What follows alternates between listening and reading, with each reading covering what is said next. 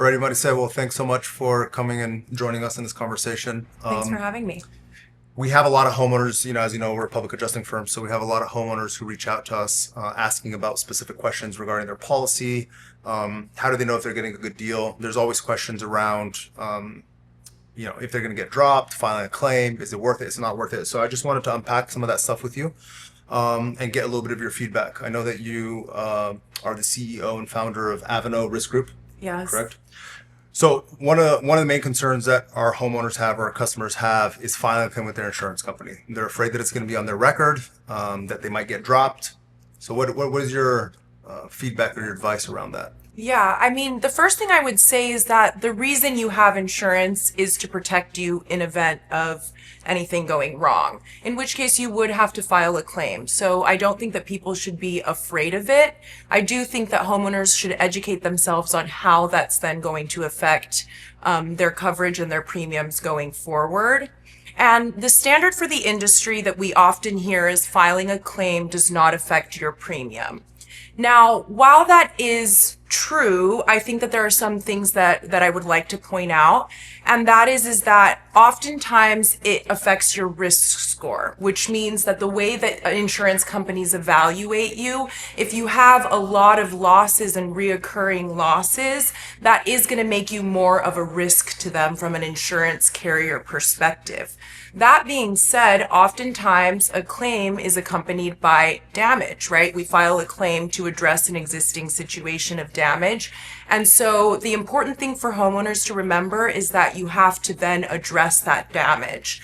And oftentimes, like for example, in the case of PACC, if you have significant damage on your roof or on your home and you place a claim, that's perfectly appropriate. You should be utilizing your insurance. But then you have to follow up with reparation. So being able to come back to the insurance company and saying, yes, I did file a claim, but then here is the reparation, the new roof that I got as a result of that. And so being able to demonstrate that you put the money to good use and took care of that damage can often help balance that out. So if a homeowner were to file a claim and it results in a $0 payout, does that affect them negatively or is it better for them? I would be very careful about that. When you go to file a claim, you want to make sure there's real damage. And if there is real damage, there should be no scenario in which you're getting $0 for a claim. And so I would warn against that. If there is a situation in which you're not really sure if there's damage or you're not aware of the extent of the situation, I would be careful there because yes, a $0 claim is still going to be sitting on your record. You're not going to get any money to be able to repair that damage, and it is going to work adversely against you, especially if you have to then file another claim because you didn't receive any kind of compensation for that first one. So if a homeowner, so that puts a homeowner in kind of a tough spot, right? Because they're not experts, specifically around exterior damage. We have a lot of hail and wind here in Illinois. And they're not experts to identify that type of damage. So the insurance company says, if you think that you have damage, file a claim. But at the same time, if the insurance company comes out and does the investigation and it turns out that there is no damage and that's going to adversely affect them, what should homeowners do in that situation? Would that be the time to call in the experts, like a company like ours, like PACC Solutions, to come in and do a pre-inspection to find out if they even have damage before filing? Yeah, absolutely. I would say, before you even get your insurance carrier out there, you want an expert to be able to educate you a little bit on the damage, on the extent of the damage, be able to actually get up there and do an evaluation for you. So that way you come in and you know exactly what you're asking for. Remember, you're paying for this service, but that being said, the carrier is still a business. And so you want to be really sure before you're coming to them and saying, hey, I would like this compensation to repair this damage. You want an expert to tell you what the damage is and how best to repair it. And PACC can do both of those things. Awesome. And so speaking about bringing in a public adjuster, right? I know that there's a lot of negativity around public adjusters and contractors. Not everybody is reputable, like in any industry. You have your good actors and your bad actors. But it seems like a lot of contractors and public adjusters have done more harm than good. And I hear or have heard agents will talk to homeowners and say, well, don't use them, use us. We'll go out and investigate and find out if you need to file a claim. In your experience, would you rather work with a contractor and a public adjuster on something like that? Or are you kind of wary of public adjusters and contractors? Well, just as you said, there's good agents and bad agents, and just like that exists within the public adjusting field, that also exists within the carrier field.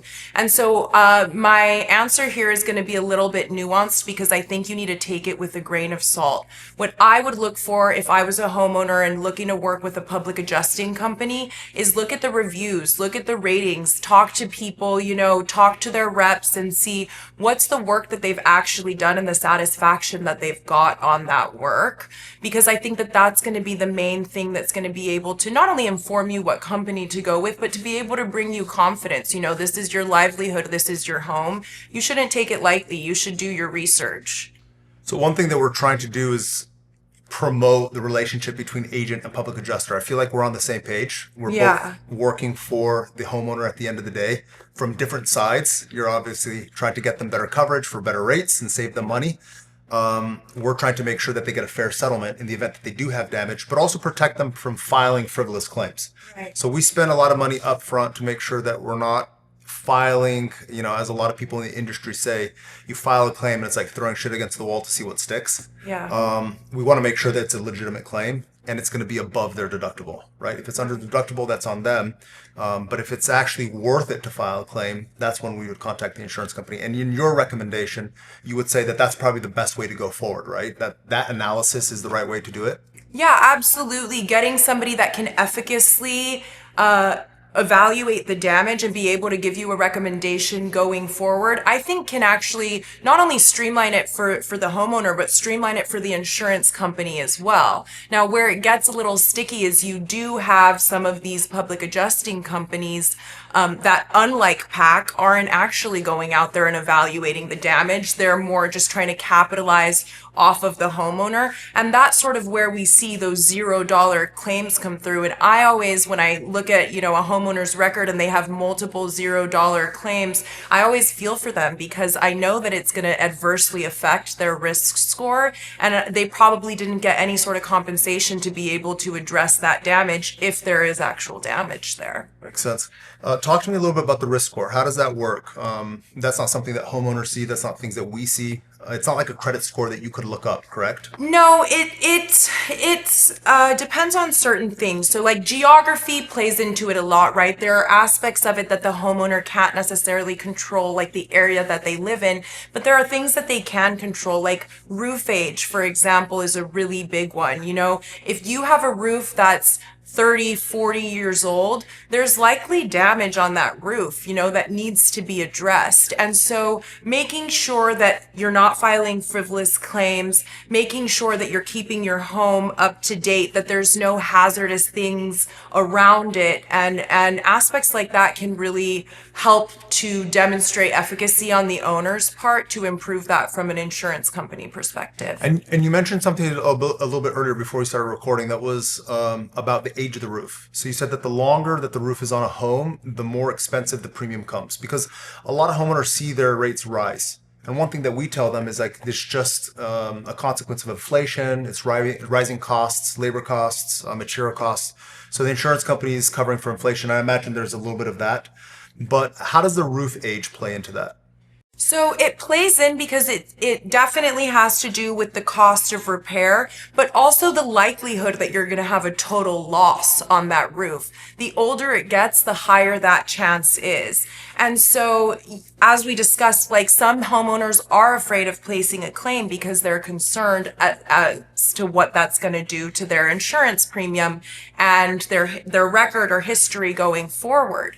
But when you look at it, having a 5-year roof versus a 30-year roof is a much lesser risk from a carrier perspective. And if you address your damage appropriately, so working with a company like PACC that's going to evaluate that there's actual damage, they're going to effectively place that roof for you. And then should you elect to, they're going to actually do the work on your house. The claim is only going to sit on your record for 3 to 5 years. And after those 5 years, you're still going to have a 5-year-old roof. Mm-hmm. Yeah, and so you're getting that discount, and if you could go to impact resistant shingle or something like that, that gives you deeper discounts? Exactly. Okay. What would you say to homeowners that are like, well, I've been with my insurance company for 20 years or 15 years, right? And then you also have the rate shoppers. So every Yeah. year they're switching from insurance company to insurance company. Is there a benefit to loyalty with insurance companies? I've been with State Farm, let's say, or I'm with Allstate, and I've been with Yeah. them for 15 years. So I know that you and your guys' company, you guys don't work with a specific insurance company. You guys work with many insurance companies, right? So if someone Yeah. comes to you, they would be able to write with different things. You have a broader market.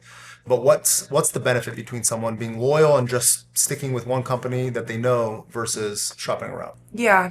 So I would say you don't want to be jumping every single year, every couple months, but you do want somebody that's actively shopping the market for you. And so that's the difference between being an independent broker versus being a direct agent, is that I'm able to shop the market across like 15 different carriers to actually evaluate, okay, what's the coverage that meets you, the homeowner's needs best. I'm not just pushing a product for a certain company. And so that's the first thing I would say, is that those independent brokerages are really able to evaluate the market holistically to find what the best option for you is. Oftentimes, homeowners think that loyalty pays off and that because I'm so loyal, I'm getting the best rates and I'm getting the best premium. And that's only if you have an active agent that keeps on checking it for you. Most times, they'll actually quote brand new customers with the same coverage and better rates than you've been loyally paying for. And so it's just very important to have somebody proactive that's constantly evaluating your coverage. And again, you can evaluate your coverage every single year without jumping companies and just making sure that you're on top of it and seeing where are the competitive rates and how am I landing compared to market options. Is that something that you guys do in Avino? Are you guys annually checking, or when it comes to renewal, are you guys checking to try to shop and get customers lower rates if it is available and reaching out proactively to them and letting them know? Or are you just locking them in and letting it ride? No, absolutely. At Avano, we shop at every renewal. And so we work across 20 plus carriers. Once we have your information and it's in our system, when we see that your renewal's coming up, we're reshopping all of those markets. That doesn't mean that we're recommending a change always. It really depends how the coverage is sitting, how your premium is sitting. But yeah, we actively shop for our customers. And that's really what you want. You want representation from somebody that knows what they're looking at. You don't just want somebody that's going to lock you in, send you a renewal notice and a holiday card. Yeah, which is what a lot of agents are doing. Yes. Awesome. What are discounts that most homeowners are leaving on the table? So, I go Allstate or I go Country Financial. Yeah. To be honest, haven't even read. I'm in business for 15 years and I haven't read my policy. So what discounts are available for people and what should they be looking at when they are shopping? Yeah. Well, I think one that's pertinent to discuss because of the type of work that PACC does is if you've got new work done on your home, like that can actively give you, a new roof can give you about 20% or more off your premium. And I talk to a lot of homeowners that have just gotten a new roof and they're still paying their old roof rates. So I would say contacting your agent, making sure that they're aware of the updates that you're doing to your home and adjusting your premium accordingly. There are also small little tweaks that you can make. For example, paying your coverage in full instead of paying on a monthly installment can automatically save you 5 to 10%. Things like buying a $30 water sensor, for example, can knock a couple $100 off of your premium. Bundling your home and auto can really help you. Implementing an alarm system. Doing it electronic communications instead of, mail payments and stuff like that. All of these things. The insurance company money as well. Exactly. Right? Yeah. And so all of these things are, seemingly small, but they really add up. And so from a homeowner's perspective, it's difficult because you don't inherently know these things. You kind of need to be told it by your insurance agent. But these are small things that you can do that are going to affect your premium and can add up to real savings in the long run. One thing that we see on our end, and we call them poison pills, because they're things that we think that the insurance company puts into the policy that either they don't make it very obvious to the homeowners or the agents are educating the homeowners on it. And you'll see that a lot with like Geico and American Family. Well, they'll have a matching exclusion. So if part of the home is damaged and that material is no longer available, they could basically pay for like, a pink color if that was the only thing that Right. was, and you would have to live with it, right? So, potentially devaluing your home because it looks like it's a patch job or repair. Cosmetic damage, so to gutters, and there's a lot of soft metals on people's homes, so the hail will damage that. On average, and I know it's hard, to just give a number, but on average, how much do you think that actually changes in annual premium? So if I were to exclude cosmetic damage and say, well, fine, I'll take that risk, or add it, and I want it on there. I want to make sure that if there's any cosmetic damage to my home, it's going to get paid for, like aluminum siding or something like that. On average, how much is that actually making a difference in what you're paying every year? It's probably making just a couple $100. So like, for example, you can add on a matching endorsement onto your policy. You'll probably pay anywhere from $200 to $300 for that. But think about the effect that that has should you have a loss and actually have to replace those materials. That totally affects whether or not you have to look at the whole wall or the whole home versus just a couple pieces. I also think that's why it's so important to have active communication with an agent that knows what your needs are as a homeowner, because maybe some people don't care. They're like, I'd rather save the $200. I don't care if I have a couple pieces of pink siding. I think most homeowners would, but there's always, the odd case. But having an agent that knows your needs, for example, can tell you that off the bat. It's difficult to sit there and read an 100-page policy. But if I know, hey, this person really cares about the work that they do on their home, they're constantly updating, I can tell you, hey, let's not go with these carriers because I know that they have specific exclusions, and I can shop the market for you for policies that already have that endorsed or that have the option for you to be able to add that on. Are there a list of carriers that you don't work with because you know that just the policy is not going to be there for your homeowners? It's not going to give them the coverage that you think that they need. So I know maybe that's a hard question for you because you want to work with all the carriers. Yes, But that's a tricky question for me. I'll say this. There are definitely carriers that I do favor because I feel like they really give you the best bang for their buck. And they know that, you're paying for the premium. Should you have a loss, we're going to cover you for that loss. And they really adopt that mentality. And you can see it in the interaction with the claims management and the underwriters. There are some that I write a little bit more judiciously, let's say, because they tend to have more of those exclusions and kind of fine print present. yeah, and it's typically something that you find out after the fact. After you file a claim, that's when you find out what your policy actually covers and what it doesn't cover. But you shouldn't. You should have an should be agent upfront. that informs you on that up front. Yeah. And it should be a conversation like this. Insurance isn't super technical. I think that, sometimes we get caught up because you do see that 100-page policy and it makes it really difficult to, almost exhausting to think, oh, I have to read through this and figure out every situation in which I'm covered and which I'm not. It really should be a conversation about like, hey, these are the things that matter to me. These are the important, points that I want to make sure I'm covered. It should be a convo with your agent, and I should be able to come back to you and say, okay, your policy's got this. You're good. And that should happen before a loss. I feel like sometimes the idea or the concept around insurance is like, well, I have to get insurance because if not, the mortgage company won't get the loan, right? So it's like, well, let me go out there and just find out, what the cheapest insurance is that I can get. I'm not even talking about what the coverage is. It's never going to happen to me. I'm never going to get damaged or whatever it is.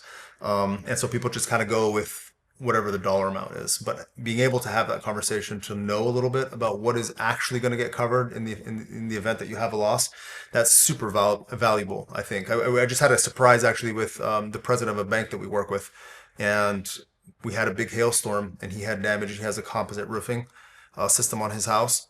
And he went to pull his policy and he was like, he has a $20,000 limit on roof and siding and it's going to be like a $150,000 job. He has a special deductible for wind and hail as well, which is I think at 2%, and he lives in a $1 million home. So it's like, and he wasn't even aware of it. He was like, yikes, I didn't even know that this was, what was on my house. So again, surprised after the fact versus being educated up front. And it's something you have to pay for anyway. So that money is exiting your account, whether or not you're just doing it for the mortgage or whether or not you're actually getting protection, you're still paying for it. So you might as well be informed on what you're paying for and make sure that should the worst case scenario happen, which, God forbid, you want to make sure you're covered. What's one thing that as policyholders we should read and know about and most people don't read or know about when it comes to their policy? I think that something easy that you can always ask for is send me a declarations page, and that's going to give you the 411, the short list of what your coverage is and how much you're paying for it. A service that we also offer at Avano, and something that you should always ask your agent for, especially if you're evaluating switching coverage, is how does this stack up to what I currently have? And so if I'm looking to shop policies, what do I currently have now? What are the gaps that exist within my policy? And what is the recommendation? What am I getting? And being able to have just a quick comparison sheet often is enough to make a homeowner feel informed and to be able to really educate you on if anything is excluded, what's excluded, and what am I covered for. And if someone's watching this, what would be the one thing that, like, the takeaway that you would give them as a piece of advice? My one piece of advice would be have a broker review your policy. It's going to take 15 minutes. You're either going to find out that, wow, I have the best market option available for me, or you're going to find a better option. And so there's no scenario in which you lose. And it's going to be 15 minutes of your day. It could save you some real money, and it could save you some real headache and heartache in the event of a loss. So Geico's 15 minutes can save you 15% or more on home insurance is a true thing? Yes, but the thing about Geico is they're captive again. So I would say Avano's 15 minutes can save you 15%. Awesome. That's good to know. And what does that process look like? How would they get in contact with you? What's the easiest way for them to request that review? Absolutely. And what information would they need, by the way? Yeah, so I'll drop my contact and we'll drop it for the website. And so you can either contact me via our website. There's a get a quote. You fill it out. It'll take you 5 minutes and we'll call you. You can also call us at our office directly. Oftentimes, it's just hearing a little bit about what you're looking for.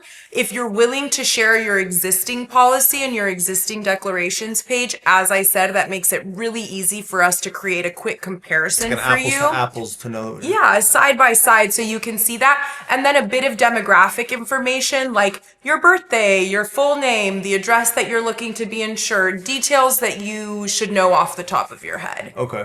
So getting that information should be pretty simple, right? Yeah, it's a 5 to 10 page minute on the website? Can they submit their deck page? Yeah, you absolutely can upload it, or you can email it directly to us, whatever you prefer. Awesome. Cool. Another question that we get from homeowners, or maybe it's a misconception, is that if they file a claim, the insurance company is going to raise their rates to try to recoup that money.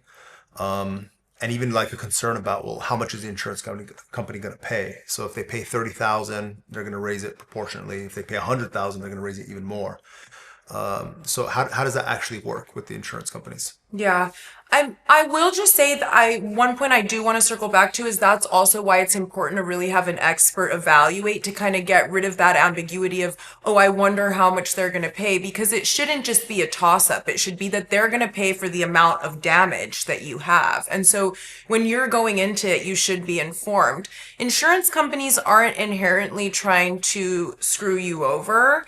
But they're not going to just raise your premium proportionately. That's not how it works. However, we do see rises in labor, rises in material. If specific geographies consistently have significant losses, insurance companies are going to have appropriate premiums to be able to pay for those losses in that certain geography. So that's more how the internal calculation works on their end. It's not like a tit for tat. Well, you placed a claim, so now your premium is going to go up. It has much more to do with more external factors that aren't direct to the individual. Exactly. Right, it's not just the individual homeowner. What about the no claim discount? Because that's something that the rate would pop up on renewal, right? Because if they had a 3-year, 5-year no claim discount rather. Yeah, and absolutely the no claim discount is significant, but that's why it's so important. You don't want to be placing claims willy-nilly. And if there are things that you can do to continue to upgrade your home and make sure that it's up to date, then you should be doing those and taking initiative, because that's also going to help keep your premium low, consistently low. That being said, if you do have damage, that's what your insurance company is for. They just want to make sure that everything is efficacious and that they're actually paying for damage that you're then going and repairing as well. One thing that we've noticed too is that, we're on different sides of the aisle, right? Insurance company, public adjusters, and then it becomes this, they're bad, everybody's pointing fingers, throwing each other under the bus. The greedy public adjusters, and then the greedy insurance companies that, are trying to fuck their homeowners over. Insurance companies, you alluded to that, they don't really care, right? It's like if we think that we owe for it, then we should pay for it, but they're also for profit. Correct. Right. Like they don't want to pay more than they have to, and They just want to pay the correct amount. They don't want to pay more and they don't want to pay less. They want to pay to make the homeowner whole for the damage that they experienced, because that's what the homeowner pays the premium for. And that estimate, I guess, is kind of the gray zone, right? Because by law, they need to give the homeowner an estimate, a good faith estimate, but they could, leave stuff out, right? And just kind of put it on the homeowner to push back if they feel that they need more money. It's like, I'm not going to come and write a complete estimate with every single, that's like more time and investigating and making sure that every single item is on there. They don't really have much interest in doing that. They just going to write up whatever their handbook tells them to. So I feel like sometimes they can get a somewhat more generic estimate. Yeah. Where it's like, okay, we have to replace this roof. So here's a generic estimate. If anything's missing, and they'll usually put it on the cover page. Yeah. If anything's missing, let us know. So they're very transparent about it. Yeah. But then they're putting it on the homeowners to kind of come up with that. But what does a homeowner know? Yeah. And that's difficult because devil's advocate, some insurance companies will say, well, public adjusters are going to throw all of these unnecessary things on the estimate. And so that's why I think it's so important that we're having this conversation and bridging this gap, because ultimately the person that suffers if we're not aligned is actually the homeowner. And that's a real pity because we're both experts on this field and they're not paid to be. And so making sure that we're able to bridge this gap and say exactly, what we've been discussing is that it's not like carriers are trying to always not pay for claims. I think it's just there is this negative stigma that exists. There's a tension, let's say, in the industry, right? Yeah. They're trying to protect themselves from these frivolous claims and absolutely, and claiming additional damage. And so that's why I think it's so important to have that transparency. And from a public adjuster's point of view, just saying, look, we're just trying to make the homeowner whole. And from an insurance carrier, having that same mentality so that the homeowner is the one that, it ends up benefiting for the service that they're paying for. Yeah. When I was getting into this, one of the things that I thought was pretty cool. It's number one, a transaction where you don't get anything for your money. Right? Yeah. Most transactions, you pay money and you get something in return. You get some type of product. You walk out of the store, you have something. In this case, it's just a promise. Well, you're paying for peace of mind. Right. So it's, if something does happen, we'll cover you. Exactly. But then it's like principles of good faith. Like everybody in the negotiation, everybody that is party to that claim is going to act in good faith. The insurance company is going to act in good faith. The public adjuster as a third party or first party negotiator, the homeowner, right? They're not going to commit fraud or file a claim or do something on purpose to try to recoup the insurance money. So that can happen too. So insurance companies also are protecting themselves from fraud. That does exist, correct? Yeah, absolutely. And I think that's also why it's important to have expert evaluation on both ends, both from an insurance company perspective, to have somebody that knows exactly what they're looking at, being able to come out, evaluate the damage, evaluate the actual value that damage or the cost of that damage. And then the same thing from a homeowner, or in this case, public adjuster end, is just to be able to do an accurate evaluation. And that's why I think also having experts, people that do this every day, is so important, because it's difficult. As you said, there's a lot of gray area. And so that's why you want to be working with people that are, one, trustworthy, and two, good at their craft. Yeah. Working with people who actually know what they're doing is the biggest game changer, I think, right? They're going to steer you in the right direction and have your best interests at heart. So, question for you. Insurance companies spend, millions of dollars, and we see the ads on TV when watching the Super Bowl, and they're pushing people to obviously sign up with them. And then they have agents who represent them 100%. Yes. Correct. What do we call that in the industry when an agent just represents a single insurance A company? captive agent. That's a captive agent. So Yes. he can only sell that insurance company's policies. Yes. Jake from State Farm, only selling State Farm. Just State Farm. All right. But there could be better policies for you. Right. Because it's not a one size fits all. Yeah. So is it better for me to work with someone that's a captive agent because I trust State Farm? Or is it better for me to go with someone like you who is a broker, correct? Is that what we would call that Yes. in the industry? Yeah. And so I think, again, I'm just going to hammer this home.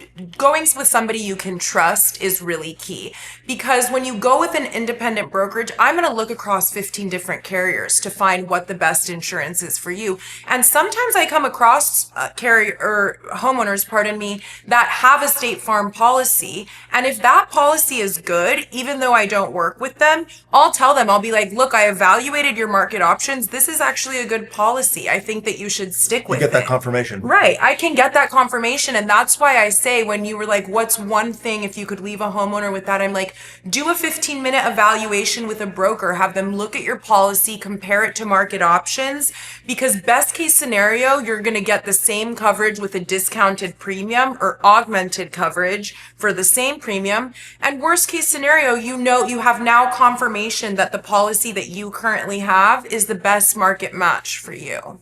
Yeah, I mean, to speak to our personal thing, I think you did a quote for our business policy, and you actually saved us a lot of money. Yes. On our building, but on my homeowner policy, it was almost a match, right? Right. I mean, it was a little bit better, but not much difference to move over. So there's moments where it can be, and moments where it won't be. But the most important thing is do the review, correct? Because Exactly. I hadn't reviewed my homeowner policy Yeah. in about 6 years, I think. It's just been there. Yeah, and what did it take us? A couple minutes, an hour to do for me to be able to get back to you. It was a 3-minute conversation. Yeah. And then, whenever it took to get back. Yeah, and I came back and we discussed, hey, right now changing policies would be a lateral move, but now I have all of your information. I know when your renewal is. And so obviously with your permission, now upon your renewal, I'll shop the market for you again, and I'll do it for free. And either I'll come back to you and let you know, hey, stick with this policy. It's working for you. It's great. There are not many other comparable options. Or I'll present you with a new and better option. And there's no pressure to move forward. If you decide to, awesome, I can help you process that. If not, again, at least you're getting the gift of confidence. What do you think is the biggest differentiator between you guys and your traditional brokerage or insurance agent that you see in the neighborhoods? So something with our brokerage is that I'm very passionate about being a clarity and education forward brokerage. I think the difference is that I'll sit with you for half an hour and explain the quotes that I presented to you. I'll explain your existing policy. I really believe that I want to form a relationship with you, and I want you to get the best deal, because that's actually how I am also getting the best deal, right? Is having customers and clients that trust me. Because again, maybe it's, for me, it's not transactional. I was very upfront with you, like, hey, this is going to be a lateral move for your insurance. But I believe that in the future, should I find a better option for you, I've now been able to generate that trust, because I'm not going to sell you bullshit. I'm going to tell you upfront what I think. And so I think our key differentiator is being really honest and also explaining things in layman's terms. I don't want a bunch of jargon. Yeah. If I was going to do that, I'd read keep the it policy myself. Yeah, just keep it simple and present clarity, because that then is going to give the customer confidence in moving forward. And that's what they're paying for, peace of mind. And one of the things that you highlighted, which I think is awesome, is that if you guys are automatically doing the review of the policy on renewal, that's kind of peace of mind that you're always getting the best rate, instead of, hey, I'm kind of locked in. I signed up and I'm locked in for 4 or 5 years, but I know that, Avano is always reviewing my policy to make sure that it's current, it's the best. If something's changed on my end, maybe there's a better deal. Maybe there's a better deal, which is more value, more money, but more value because things have changed in my life. Even scheduling personal items, or, you get married, you have an engagement ring, or you got the gold bands, or whatever it is that you want to sell. So it's having that relationship, I guess, as well with your agent kind of in your corner. Hey, life's changed, we're getting a bigger house, we're moving. So you're kind of following along. Yeah. Like, And meeting somebody where they're at too. Like for us with our customers at Avano, if you want it to be a formal email with comparison documents, we can do that. If you have 5 minutes at the end of every workday, you don't really want to be actively thinking about it, shoot me a text. Be like, hey, can you reshop my policy? Like, we'll meet you where you're at. And what I always tell people is sometimes, we shop and I'm like, hey, I like your existing policy. You've got great coverage. But what I always say is, do you mind if I keep keep you, on my contact roster, and I reach out in 6 months, reach out in a year. And that really streamlines the process for homeowners as well, because then I don't need to ask you questions. It doesn't even need to be, that 10 to 15-minute conversation. I already have all of your information. With your permission, I'll rerun that and I'll come back to you if I find something great. Or if not, you know that you've got the best option. Awesome. So the best insurance agency in Illinois is Avano, right? That's the place to go. Avano, yes. Avano. Awesome. You're going to have to get that right. Avano. Awesome. Well, Marisa, thank you so much for your time. I appreciate you coming in and answering these questions. It helps educate our customers.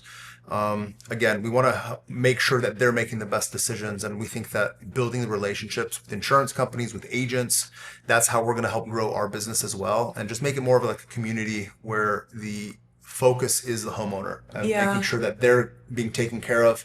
We're not filing frivolous claims. They have good coverage. They're with the right insurance carrier that's going to cover them in the event that something does happen that meets their needs where they're at.